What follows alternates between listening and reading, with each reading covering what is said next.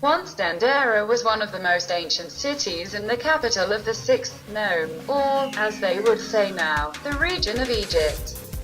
Every year thousands of Egyptians flocked here to give praise to their beloved goddess Hathor. Curiously, it was mostly women who revered her. The keepers of the hearth came to the temple, the main attraction of Dandara, to ask for help if the family had no children, or to enlist support in the upcoming birth. The temple at Dandara was built in the 1st century BC, in the Greco-Roman era, and, admittedly, well preserved to this day. An interesting feature. The Dandara temple at the same time contains both images of Roman emperors and Egyptian gods. Temple Hathor stretched in length by 79 meters and is surrounded by a brick wall. The interior consists of hypostyle and Hellenistic halls. On the roof of the temple there are sacred prayers.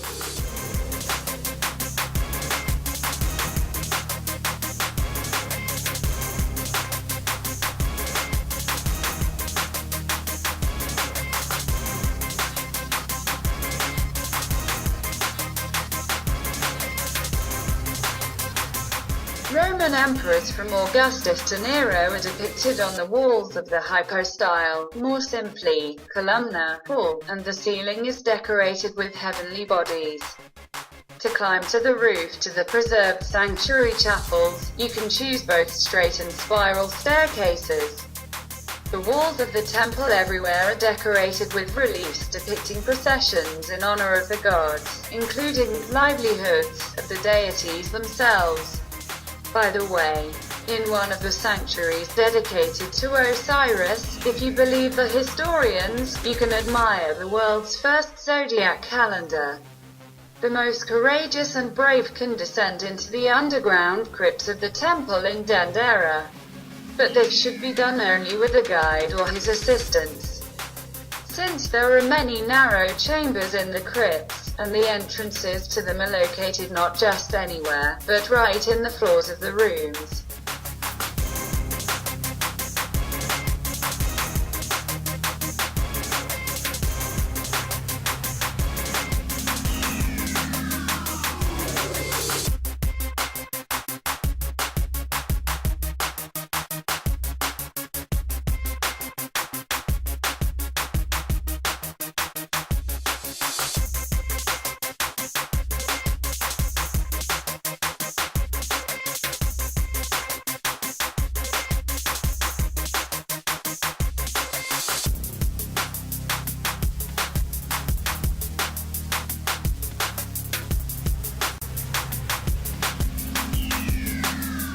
Hathor Temple is built of sandstone, has a length of almost 80 meters and is surrounded by a high brick wall. Inside is a large hypostyle hall with 24 columns, on which are carved images of Hathor.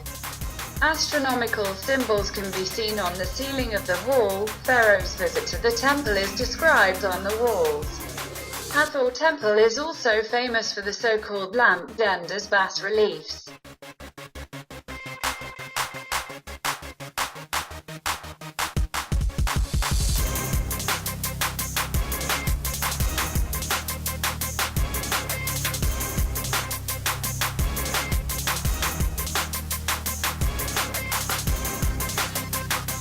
The goddess Hathor, the daughter of the sun god Amun-Ra, was for the inhabitants of ancient Egypt the personification of femininity, love and motherhood. Her home was a stunningly beautiful temple, known since the 3rd century BC and repeatedly rebuilt. He performed his functions for 500 years.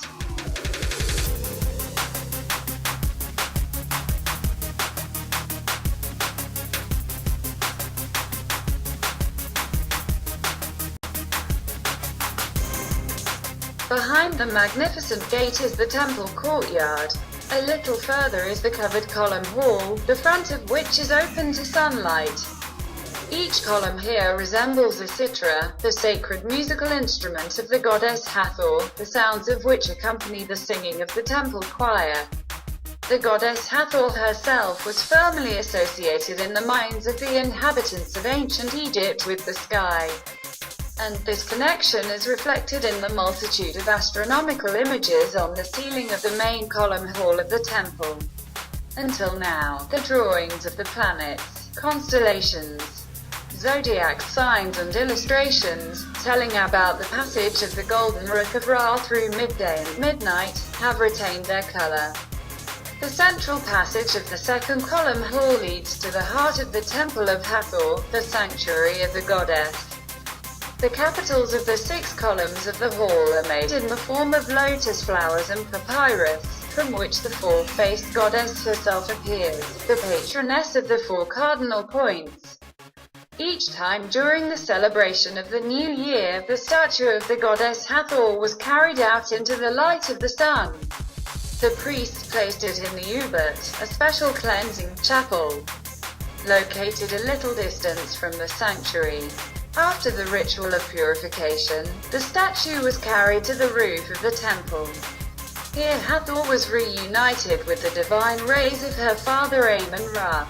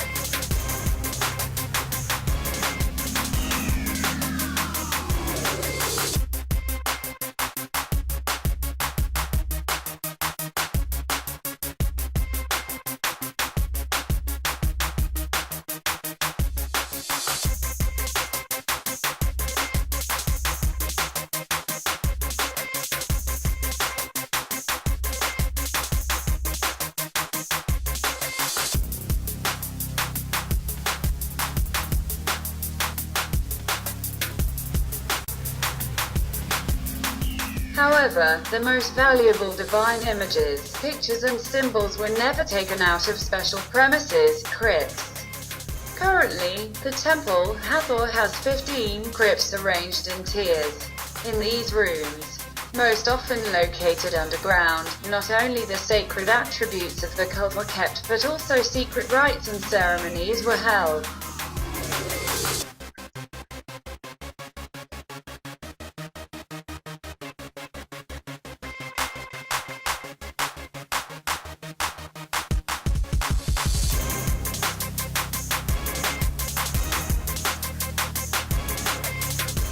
The date of creation of the round Dandara zodiac can be determined with rather great accuracy, since both the ancient Egyptian and ancient Greek symbols of the starry sky are present in it, which gives grounds to date it in the 1st century AD. BCE. To date, there are several hundred versions of the date fixed on the round Dandara zodiac. Decoding is complicated by the fact that nowadays scientists cannot identify all Egyptian symbols of the Dandara zodiac with specific stars with a significant degree of certainty, which gives rise to many versions. The most original version of the decoding of the meaning of the round Dandara zodiac can be considered the theory proposed by the Russian researcher Viktor Travkin. He proves that the zodiac doesn't depict the date of a certain apocalypse, but the image of the starry sky from the porthole of an interstellar ship on that day and hour when it was near the Earth, on which people have not yet appeared. That is, the zodiac recorded the date of birth of human civilization. It was the French who first became interested in the buildings of Dandara. Since the beautiful drawings of the Temple of Hathor, made by artists during Napoleon's Egyptian campaign in 1798 to 1801, were preserved, and their compatriot Jean-François Champollion, 1790 to 1832, was already able to read the ancient Egyptian hieroglyphs.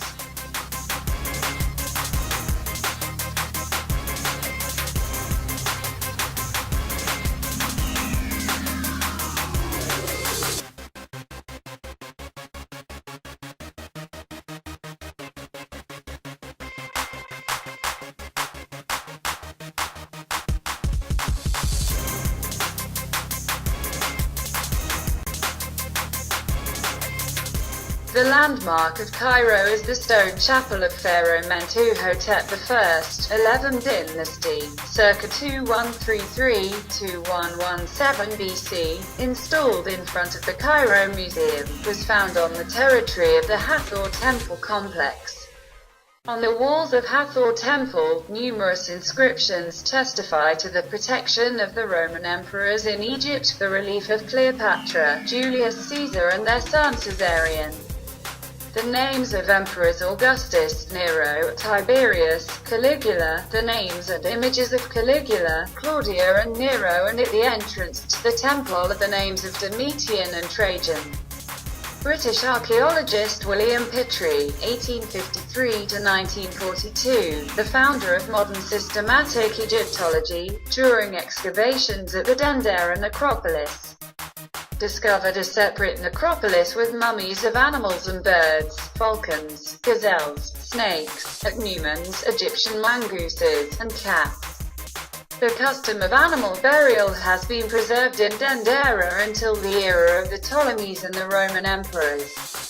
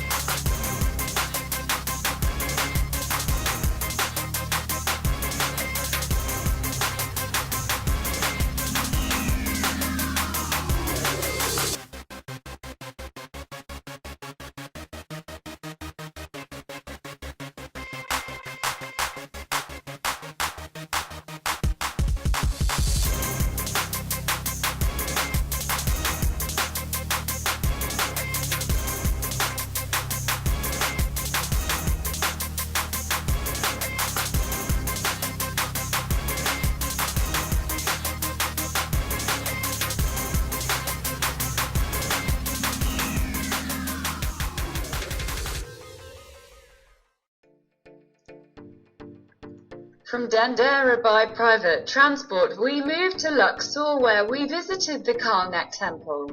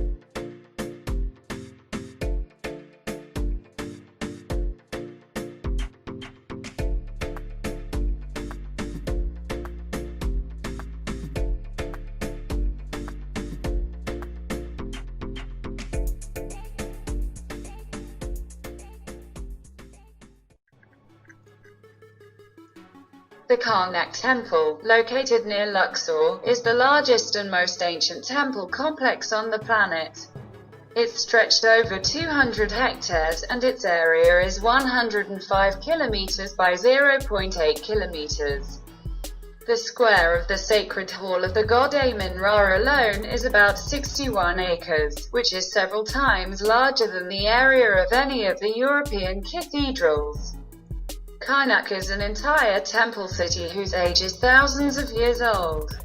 Pylons, sanctuaries, temples, statues and obelisks were erected by the rulers of the land of the pyramids for 2,000 years. On the internet you can find photos of the Karnak temple, made from a bird's eye view. The size of the complex is truly enormous. For many centuries, the temple of Amun-Ra at Karnak was the main sanctuary of ancient Egypt. He was also the residence of the rulers, and the treasury, and the administrative center, and the heart of Thebes, then the capital of Egypt. Today this place is listed in the UNESCO World Cultural Heritage List.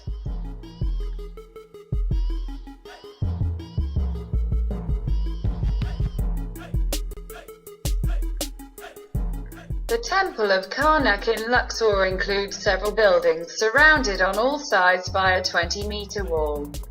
These are the temples of the great Amun-Ra, Ptah, Khonsu, Ipt, Monto, Osiris, and the destroyed temple of Amenhotep IV.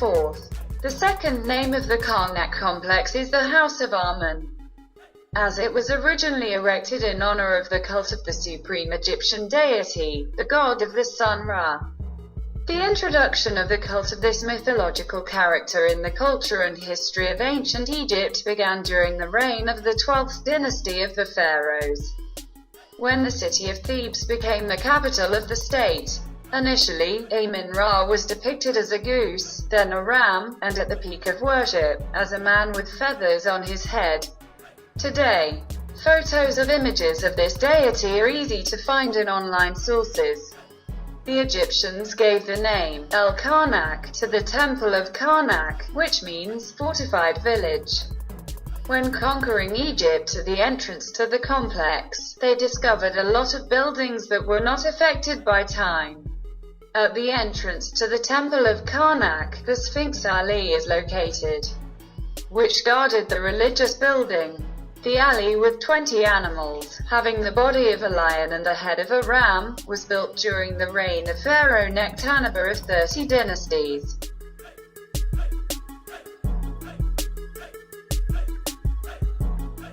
The Karnak temple was erected in such a way that the most ancient rooms are located in the center, and as you move away from it there are buildings of more and more recent eras.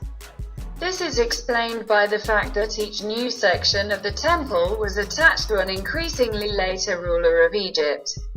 The first hall of the Karnak complex covers an area of 100 by 80 meters. Its construction was completed during the reign of the 22nd dynasty of the pharaohs. All tourists entering the hall are offered to pay attention to the majestic columns decorated with papyrus buds, a symbol of royal power. On the left there are 3 chapels, erected by Pharaoh Seti II in honor of the conquest of Thebes. On the right is the Temple of Ramses III. It consists of small rooms and a hypostyle hall, through which you can reach the shrine of the Temple of Karnak. Unfortunately, these premises have not spared time, now they are badly damaged. The hypostyle hall of the Temple of Karnak leads to another room of the complex, built by Amenhotep III. From here there is also a view of the Thutmose I Hall, where there are 2 obelisks, of which only one survived.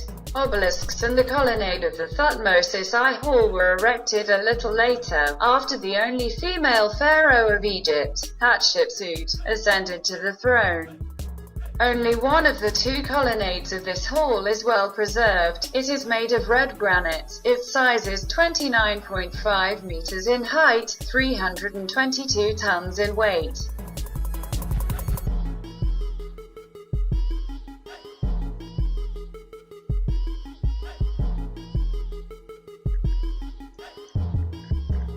After the death of Queen Hatshepsut, Pharaoh Thutmose III erected a high wall around the 2 obelisks, apparently in order to hide and preserve them.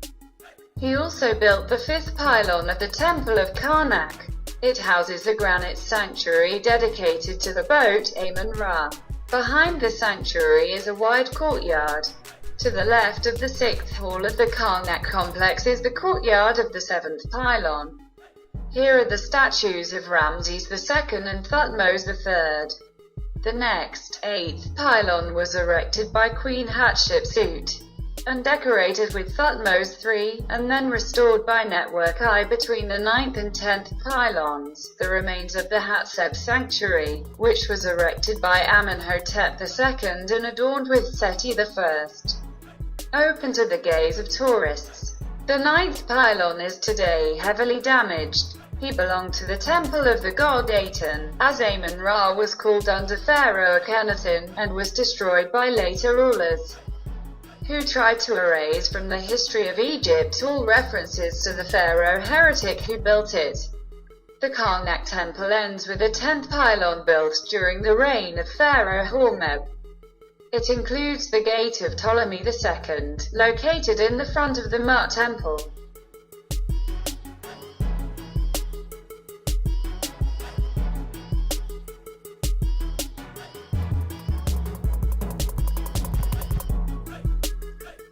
Leaving the Temple of Amun at Karnak, do not forget to visit the sacred lake dating back to the times of Thutmose III, and be sure to take a photo of him.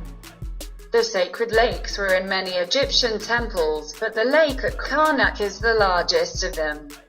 It was used for celebrations. Deities were supposed to sail on it in the Golden Barge.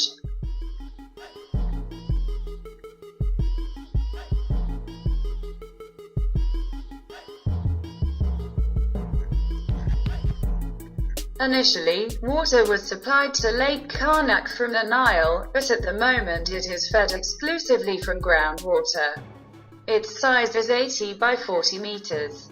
Near the lake is the holy scarab, the largest in Egypt since the reign of Amenhotep III. For the Egyptians, this insect was the personification of the sun. There is a legend that if you go around the beetle 7 times and make a wish, it will come true. At least the Egyptians believe in this.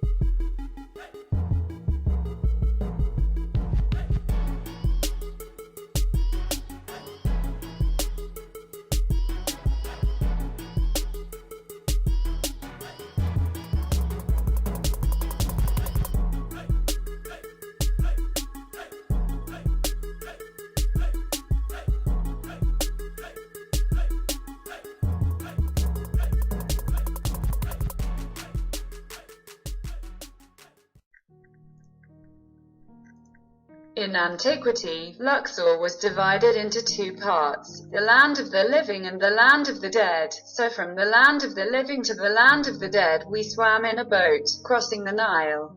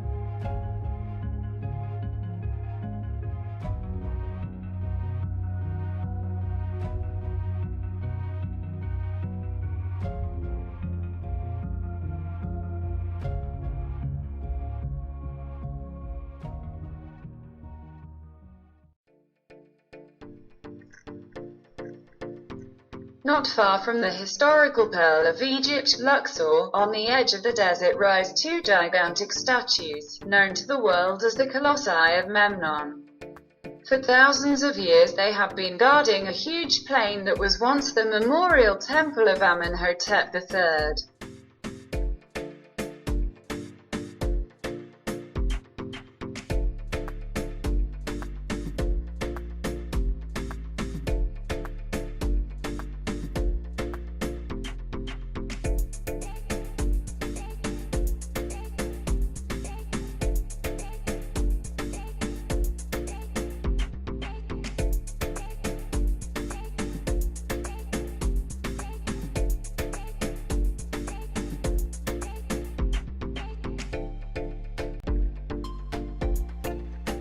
Hatshepsut Temple is located at the base of the Deir el-Bahari cliff. Photos of it easy to find on the internet. This temple complex, located in Luxor, in many respects differs from the temples of other rulers of ancient Egypt. The tomb of Queen Hatshepsut was as non-trivial as the person herself and the appearance on the political and historical scene of the only female pharaoh of the land of the pyramids.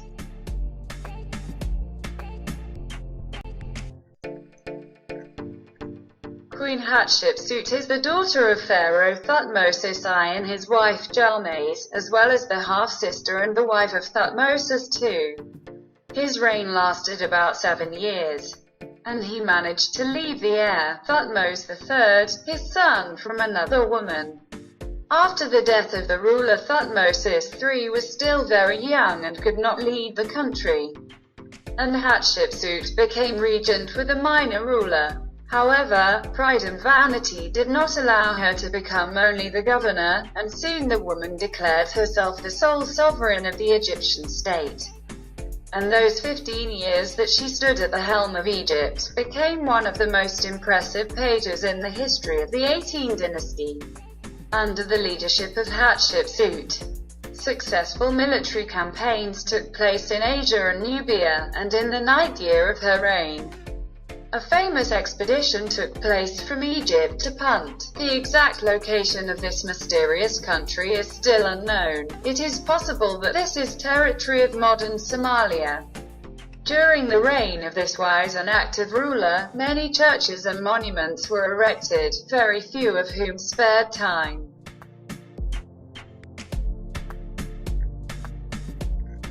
This woman was unusual in all its manifestations, and her funerary temple complex in Luxor is just as original. The temple is located at a considerable distance from the buildings of other kings. Erected in the Theban necropolis, on the border of the desert and fertile land, a huge pylon was erected, from which the path to the temple passed. The temple itself of Queen Hatshepsut is a real engineering marvel that architects of ancient Egypt were capable of. It was created in the limestone rocks of Deir el-Bahari and included 3 large terraces that were located one above the other. On each of the terraces there was a courtyard, rooms with columns and shrines that went far into the thickness of the rock.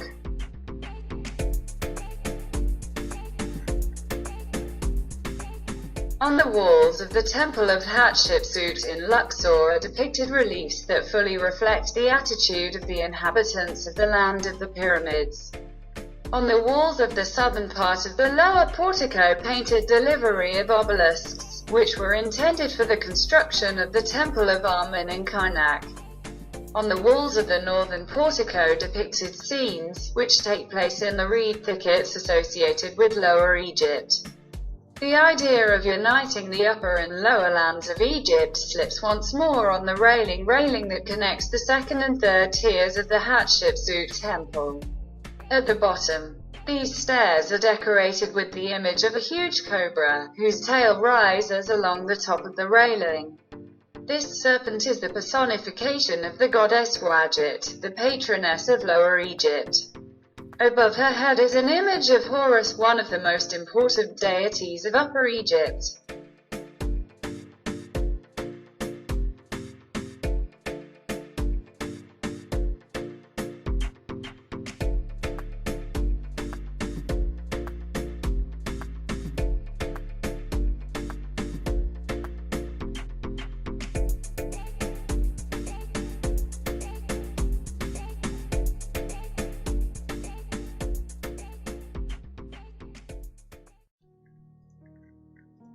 Ancient poets called Egypt the gift of Nile. Indeed, the fate of this country has always been closely connected with its main waterway. For many millennia, the annual floods of the Nile determined the rhythm of life of the Egyptians. Every year at the same time, the water level in the Nile rose, bringing fertile silt to the fields.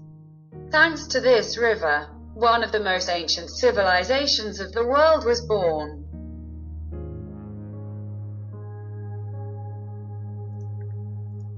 The entire Nile Valley is a gigantic oasis. Egypt is a gift of the Nile, as ancient Greek writers rightly claimed. After all, the main feature of this river are annual spills. By mid-July, the water began to arrive, reaching its highest level in the autumn, when the river flooded huge coastal areas. On this flooded land besieged silt brought by the river from its headwaters.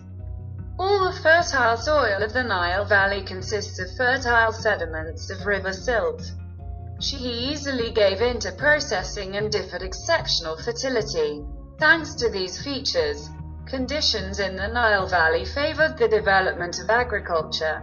Already from the time of the Neolithic, the settlers of this valley possessed the necessary tools for working soft Nile soil. They soon turned to agricultural production.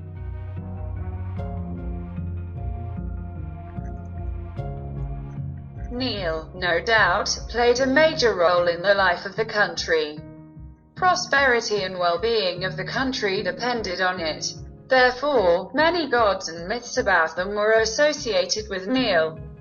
In the Egyptian view, the Nile flowed not only on earth, through the world of people, but also through the sky and the underworld. The inhabitants themselves identified the river with the god Hapi. It was he who was responsible for the annual spill of the Nile and the saturation of the land with fertile silt. Another Nile deity was Sebek, the living personification of which was the crocodile. He was the god of water and spill, the protector of people and gods. Despite such a repulsive appearance, Sebek was not a cruel god. Together with Osiris, he was worshipped as a fertility god. He was also the master of fresh water and all living things in the river. Hunters and fishermen prayed to him, who were fishing in the thickets of the Nile. He is credited with inventing fishing nets. One of the most popular gods, Osiris, was associated with Nile. He was a symbol of the productive forces of nature. Sowing grain into fertile soil symbolized the death of Osiris, and the growth of plants symbolized the resurrection of God. In addition to Osiris, a number of fertility deities were associated with Nile. The great god Ra, the king and father of the gods. The god of the sun, every day makes his way along the heavenly Nile on the barge. Thus, it illuminates the earth. In the evening, Ra is transplanted into the barge Masixet, and in it she makes a further journey through the underground world. Already in the morning, having overcome the serpent Apophis, Ra reappears on the horizon. Thus, in the Egyptian view, the heavenly and underground Nile also symbolize the firmament, with the alternation of day and night. The extensive mythology of ancient Egypt speaks of the great influence of the Nile on the worldview of the Egyptians. It affected the enormous influence of the river on their daily lives. After all, without Nile, there is no life. Therefore, the gods are so often associated with him.